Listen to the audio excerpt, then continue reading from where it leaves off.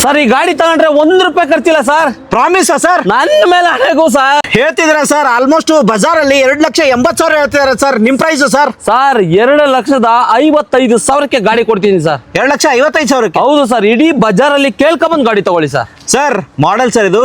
Sir 2016 second owner sir. 75,000 ಗಾಡಿ ಓಡಿದೆ sir. ನಿಮ್ಗೆ ಲೋನ್ ಅಂತ ಹೋಯ್ತೀರಾ ಸರ್, 2,50,000 ಲೋನ್ ಮಾಡಿಸ್ಕೊಡ್ತೀನಿ ಸರ್. 2,50,000ಕ್ಕೆ ಗಾಡಿ ಮಾತ್ರ ತಗೊಂಡ್ರೆ ಏನು ಖರ್ಚಿಲ್ಲ ಅಂತ ಹೇಳ್ತಾರೆ. ಈ ಒಂದು ಟೈರ್ ಕಂಡೀಷನ್ ತೋರಿಸ್ತೀನಿ, 90% ಟೈರ್ಸ್ ಇದೆ.